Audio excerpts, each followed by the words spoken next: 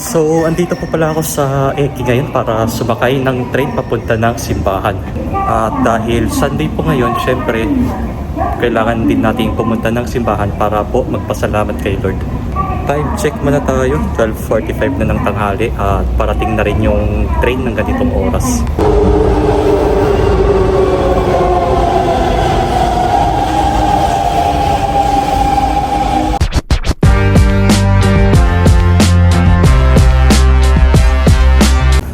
Ayun po, nakababa na rin ako ng train. Maglalakad na lang po tayo ng 10 minutes bago tayo makarating ng simbahan. So, weather check muna tayo. 22 degrees Celsius na po dito ngayon.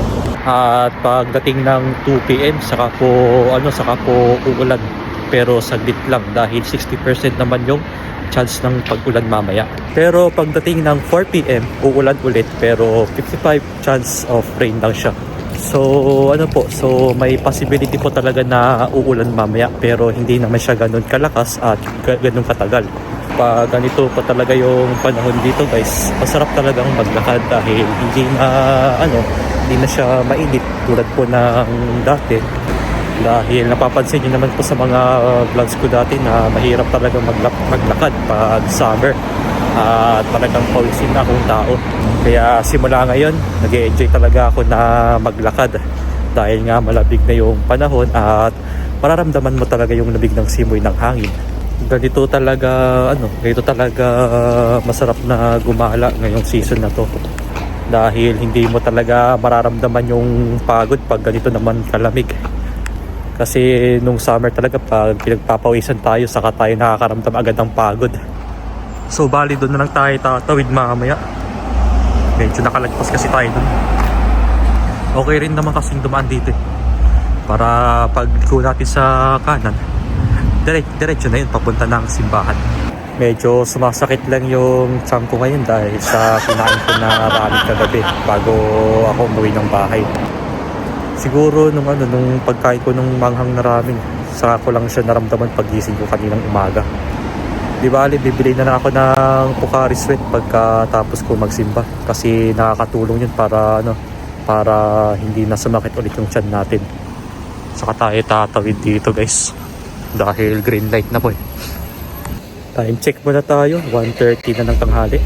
Bali meron pa tayong 30 minutes bago mag-start yung misa ng 2 PM. At medyo maaga-aga nga rin tayo nakapunta guys para naman may maupuan tayo pagpasok natin ng simbahan.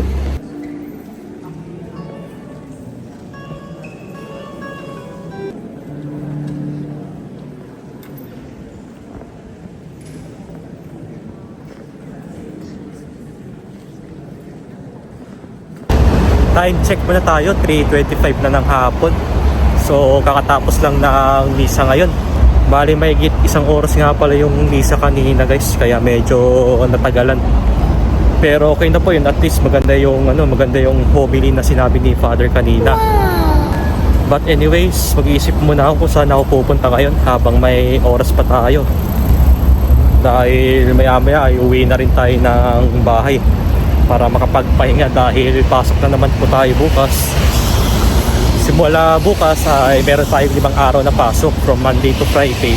Pero pagdating ng first week ng November, meron na naman tayong day off ng Monday. So may 3 days na vacation ulit tayo nun. Sa November nga pala, meron tayong dalawang red calendar nun. Bali, sasabihin ko na lang sa inyo kung ano ibig sabihin ng red calendar pagdating ng November. At umuulan nga dito ngayon. Hindi siya ulan actually, maambon pala, sorry. Buti na lang talaga at nakapagdala tayo ng payong habang naglalakad tayo.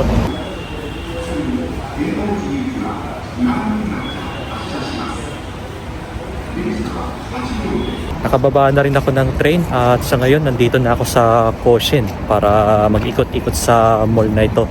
Dito nga tayo pupunta sa may Kurowa. Medyo malaki kasi yung mall dito. At actually dito ako pupunta pag may gusto akong bilhin dito dahil medyo mura kasi yung mga bilihin dito. At nakikita nyo naman po na meron silang Aeon, may Seria at Kojima. At meron pang mga drugstore tapos may mga kainan pa.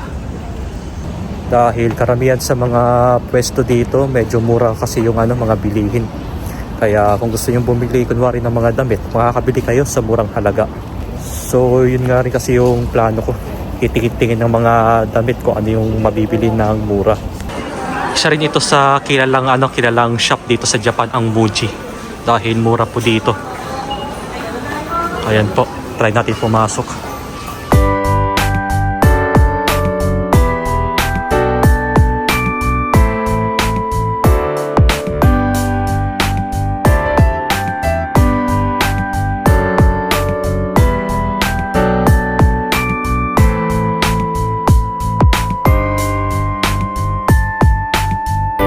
At medyo mahal pala dito sa Muji guys. So lilipat tayo ng ibang pwesto.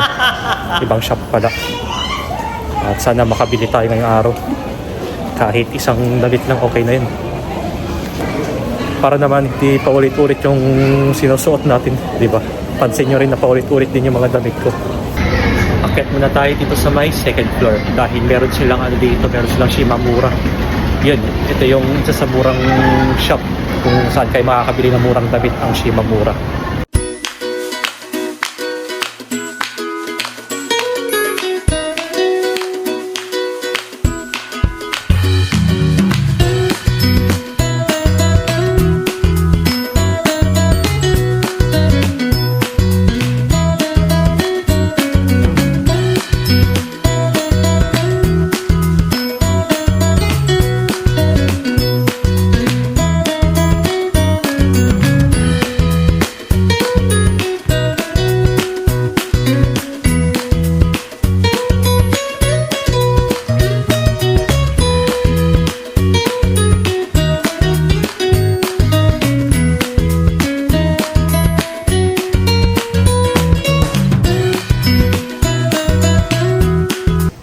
Bago nga pala tayo umuwi ng bahay, dadaan muna tayo dito sa labo at mamimili na tayo ng mga stock sa ref. Yun po, uunahin natin bumili ng gulay. Gulay muna tayo dahil masarap kumain ng gulay guys, lalo na pag isasawag yan sa mga sabaw-sabaw. Kuha tayo ng okra,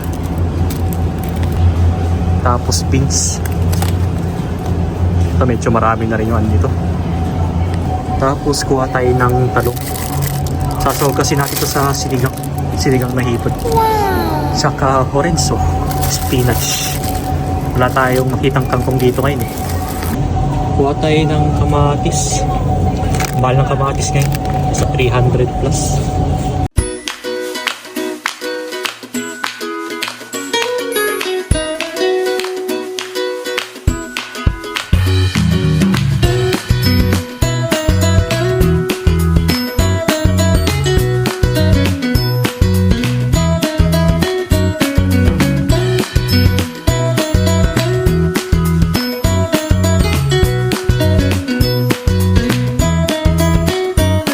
Kakauwi ko lang po ng bahay at dumaan muna ako sa supermarket kanina para bumili ng mga stock sa ref. So, ito nga pala yung mga pinamili ko kanina. Bumili ako ng kape. Ayan. Magandang uminom ng kape pag umaga bago tayo pumasok ng trabaho. Tapos sausage pang breakfast. Tsaka karage. Ayan. Para may kakainin tayo mamaya. Karage. Mga gulay, ito po, Baguio beans, dahon ng bawang or tinatawag nating nira, orenso, ito nga po, pang sinigang natin, orenso na 2,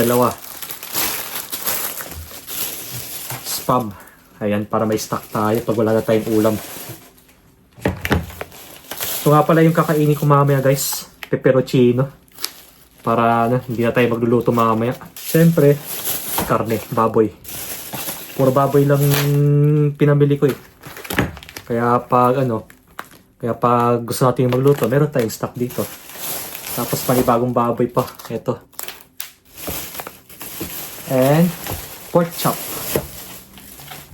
Pork chop po. Tsaka curry. Curry powder. Ayan. Magkakari din kasi tayo ng siguro mga next week. Luluto tayo ng curry. Medyo manghang kasi ito eh. Kaya ito yung pinili ko. Kasi nga medyo mahilig kasi ako sa manghang. Tapos, bumili rin ako ng talong. Pang sahog sa sinigang. Talong, kamatis. Ayan. Meron pa tayong patatas. Ayan. Pang sahog din natin sa curry, tsaka pag magluluto tayo ng nilagang baboy sa susunod to. Dahil hindi naman natin pwedeng ilagay ito sa sinigang. Okra. Meron pa tayong bawang. Ayan, bawang. Dalawang okra nga pala yung binili ko dahil mahilig din ako sa okra. So yun lang naman yung mga pinabili kong mga pagkain. At namili rin ako ng panggamit sa mga bahay na wala dito, tulad ng shampoo, popcorn na Downy.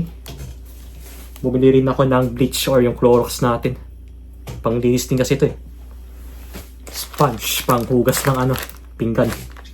Tsaka tissue paper. Ayan. Ito na yung binili ko kasi medyo mura kasi ito compare sa mga naka-box na tissue. Malambot kasi ito guys pagka pag gusto niyo magpunas sa mukha, malambot. Itlog pa pala, nakalimutan ko. Hindi rin mawawala ang itlog pag namimili tayo sa grocery. Okay po, kakain na tayo. At ito yung kakainin natin ngayon, pepperoncino. Actually, first time ko lang siyang matitikman guys kung anong lasa ng pepperoncino. Medyo na-curious kasi ako eh. Kadalasan kasi yung pasta na kinakain ko, yung spaghetti, tapos tuna pasta, tapos carbonara. Yun lang po. Bali, ito po, first time lang ito. Bago tayo kumain, magdadasal muna tayo. Bago natin kainin, haluin muna natin. Medyo oily lang kasi itong pepperoncino. Tapos saka natin tikman pa ng lasa.